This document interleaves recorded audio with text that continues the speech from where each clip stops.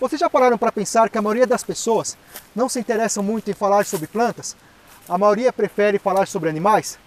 Eu até entendo o gosto delas, no entanto, aqueles que conhecem sobre botânica, muitas vezes, têm uma visão mais holística, mais abrangente de como funcionam os ecossistemas e como conservá-los. Inclusive, podem determinar que tipos de animais vivem ali. Nos acompanhem em uma viagem falando sobre o aparecimento dos diversos tipos de vegetais conforme a teoria da evolução e das suas principais características. Bem-vindos ao Reino Metáfita.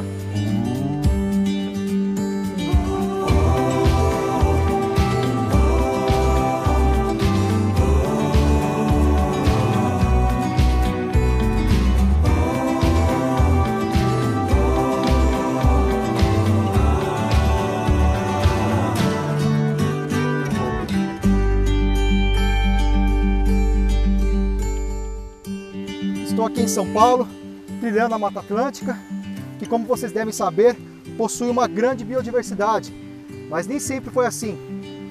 Num passado remoto, e quando eu digo no passado, estou me referindo a uma época muito antes dos dinossauros e de qualquer tipo de animais, e inclusive antes das plantas, os únicos seres que faziam fotossíntese eram as algas, os únicos produtores de oxigênio.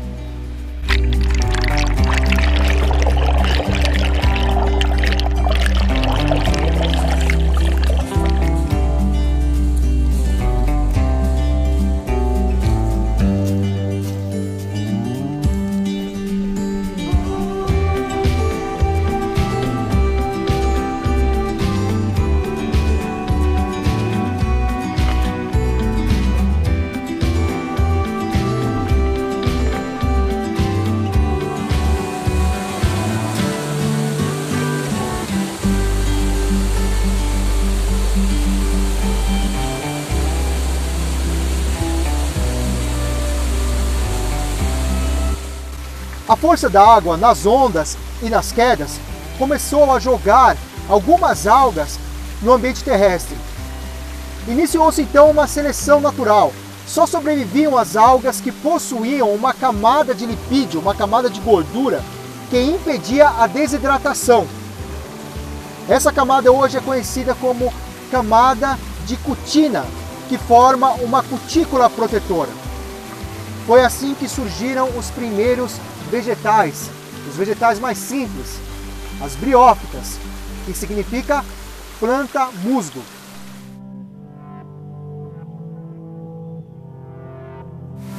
Esses são os musgos, seres tão simples que ainda não possuem vasos condutores de seiva, ou seja, não possuem aquilo que equivale aos nossos vasos sanguíneos, e o transporte dos nutrientes tem que ocorrer célula por célula, num processo lento chamado difusão. Por isso, esses vegetais primitivos não conseguem crescer mais do que alguns centímetros. Há dois vagões de trem, um ao lado do outro. Um está lotado, enquanto o outro está quase vazio. A porta é aberta e os passageiros do vagão cheio vão em direção ao vagão vazio, até que a concentração torne-se igual. É isso que ocorre na difusão. As moléculas saem do meio mais concentrado para o menos concentrado, até alcançarem um equilíbrio. Como as briófitas não têm vasos condutores, ou seja, são atraqueófitas, o transporte é feito por difusão célula a célula. Isso faz com que não cresçam muito. Nas demais plantas ocorre vascularidade. Nelas, os vasos condutores carregam rapidamente os nutrientes presentes na seiva para os tecidos vegetais. Aqui perto mesmo das briófitas, podemos ver um outro grupo de plantas. São as hepáticas, que têm esse nome, hepáticas, devido ao formato parecido com o fígado. São as hepatófitas.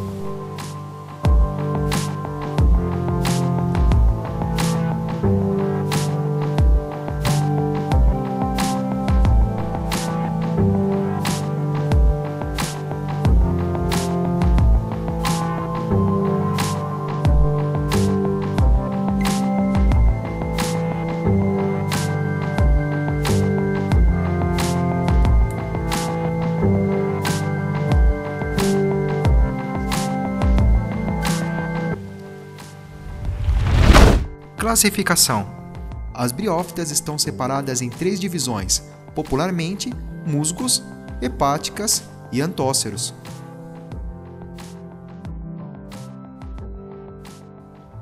Reprodução. No núcleo de nossas células ocorre o DNA, ou em português ADN, ácido desoxirribonucleico.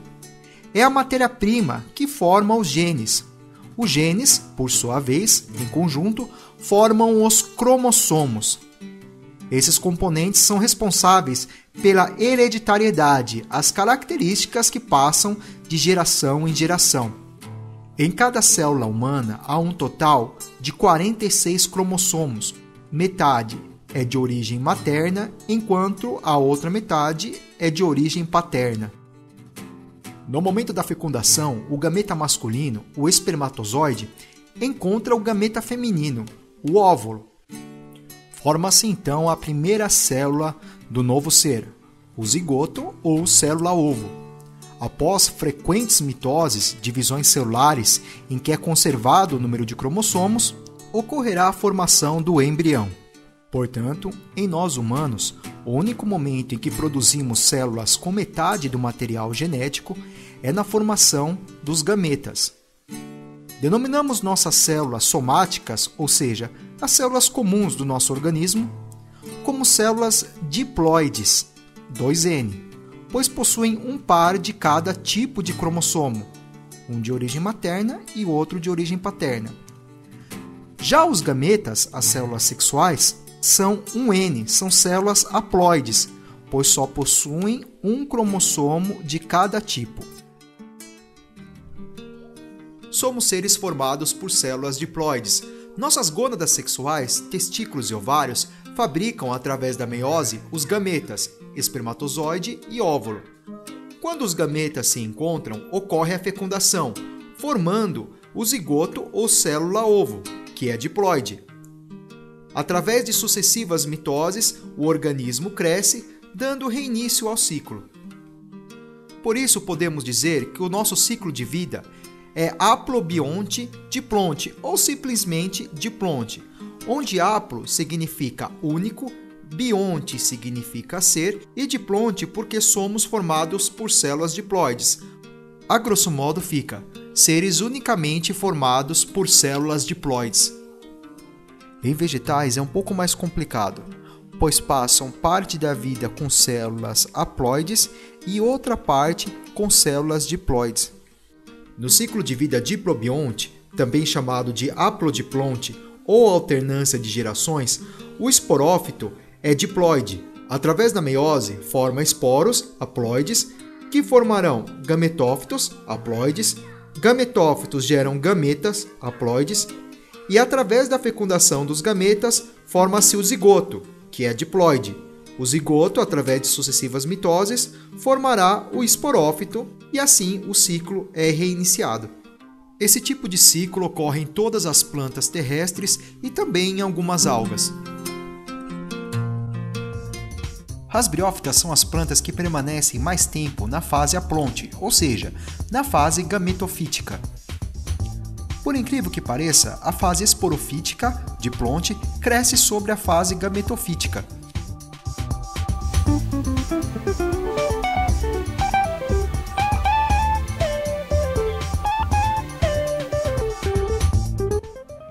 O esporófito cresce sobre o gametófito feminino. Nas cápsulas, ocorre a formação de meiose, dividindo o material genético, formando os chamados esporos. Os esporos, células haploides, formam o protonema. O protonema cresce, gerando o gametófito jovem, que depois se transformará no gametófito maduro, masculino ou feminino. Essa é a fase que vimos na primeira imagem, e a fase mais comum de se encontrar um musgo. Sobre o topo do gametófito há a estrutura reprodutora.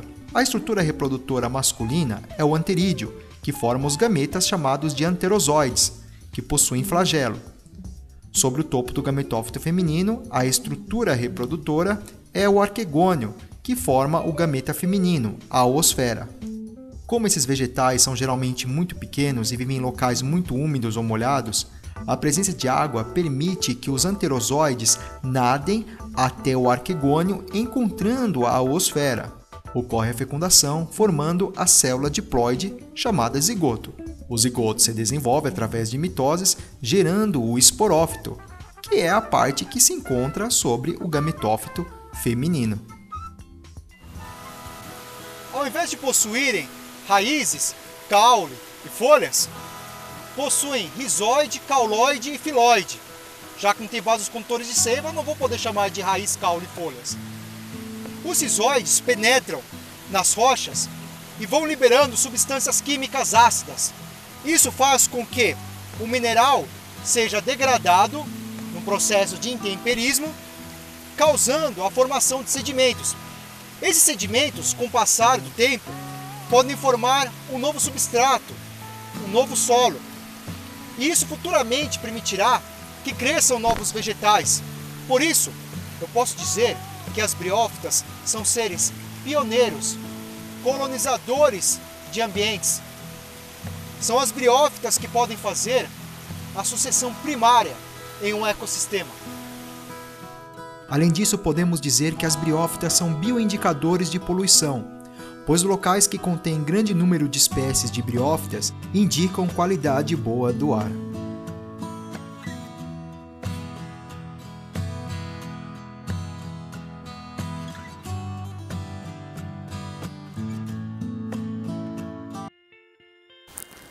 Na escala evolutiva, o próximo grupo de plantas a surgir são as pteridófitas. Ainda dependem da água para a reprodução, no entanto, possuem vasos condutores de seiva. Isso permitiu que as pteridófitas, no passado, ocupassem o ambiente terrestre de forma muito mais efetiva que as briófitas.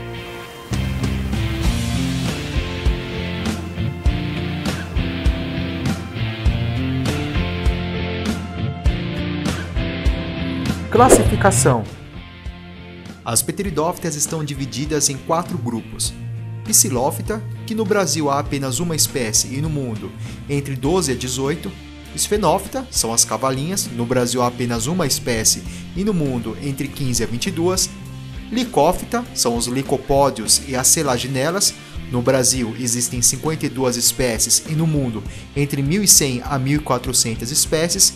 E Pterófita, que é o nosso grupo de estudo, samambaias e avencas, no Brasil entre 1.200 a 1.300 espécies e no mundo entre 8.500 a 9.000 espécies.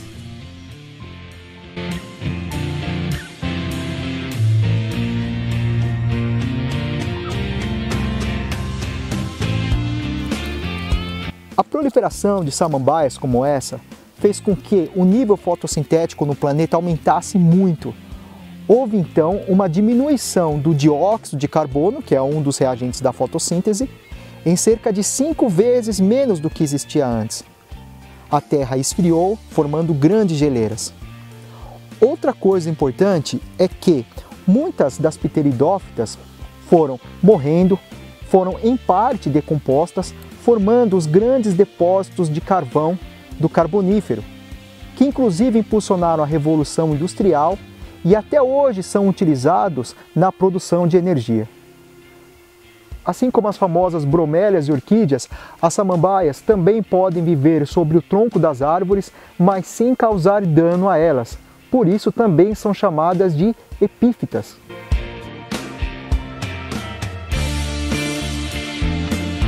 É interessante que quanto mais perto a gente vai chegando da água, mais samambaias vão aparecendo e muito mais musgos também.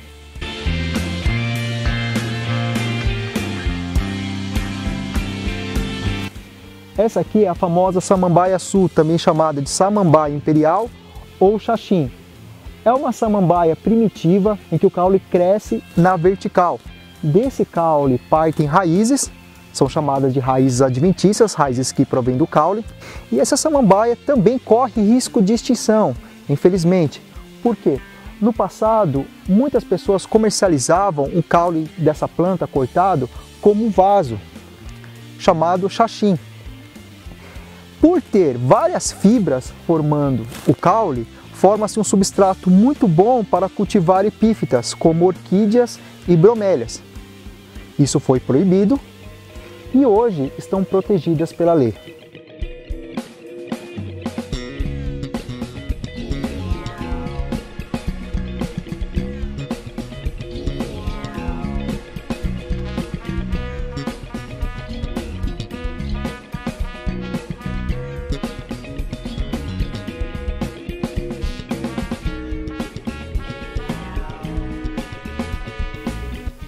Isso aqui é o rizoma de uma samambaia. É um caule que cresce horizontal e dele partem raízes. Geralmente o rizoma fica debaixo da terra, geralmente. Isso daqui tudo é uma folha. Cada folha é formada por diversos folíolos e os folíolos, na época de reprodução, por baixo deles, ficam cheios de bolinhas chamadas soros. Os soros são responsáveis pela produção de esporos. Esses são folíolos em época de reprodução. Cada bolinha dessa é um soro. Cada soro contém vários esporângios que são responsáveis pela fabricação de esporos. Essa estruturazinha aí é uma futura folha. Vai desenrolar, dando origem ao órgão. Se assemelha a um feto encolhidinho. Daí o nome Pteridófitas, onde ptero significa feto e fita planta, planta-feto. Essa estrutura recebe o nome de báculo. Muitas pessoas chamam de broto de samambaia, mas na verdade é uma futura folha.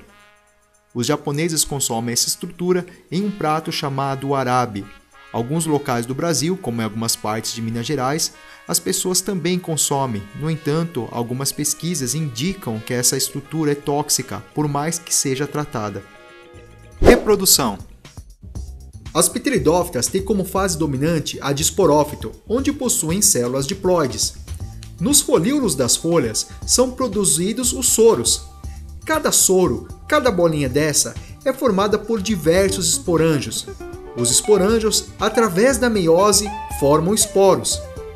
Estes são disseminados e, em local apropriado, começam a germinar, cresce e forma-se então o prótalo, o gametófito, formado por células haploides.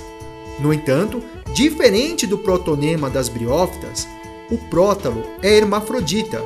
Possui as duas estruturas reprodutoras, os dois gametângios. O gametângio feminino, o arquegônio, e o gametângio masculino, o anterídeo. O arquegônio sobre o prótalo formará a oosfera, e o anterídeo também sobre o prótalo formará o gameta masculino, o anterozoide. Na presença de água, o anterídeo nadará até o arquegônio, encontrará a oosfera e ocorrerá a fecundação. Tudo isso ainda sobre o prótalo. Obviamente, o zigoto formado é diploide, que após sucessivas mitoses sobre o gametófito, vai desenvolver a fase de esporófito, até chegar à pteridófita que conhecemos, como a samambaia da imagem. Apesar de briófitas e pteridófitas serem criptógamas, que em grego significa casamento escondido, pois ambas as plantas não possuem semente, e também de serem plantas acifonógamas, ou seja, que não possuem tubo polínico, as pteridófitas são vegetais cormófitos. São vegetais que possuem raiz, caule e folhas verdadeiros, diferente das briófitas. Além disso, outras diferenças marcantes estão no ciclo reprodutivo. Enquanto a fase dominante das briófitas é a de gametófito, aquela que possui células haploides, a fase dominante das pteridófitas é a esporofítica, aquela que possui células diploides. Outra diferença já citada é que os esporos das briófitas geram o protonema, que gera o gametângio masculino ou feminino, não os dois ao mesmo tempo. Já nas pteridófitas ocorre o prótalo, que é hermafrodita.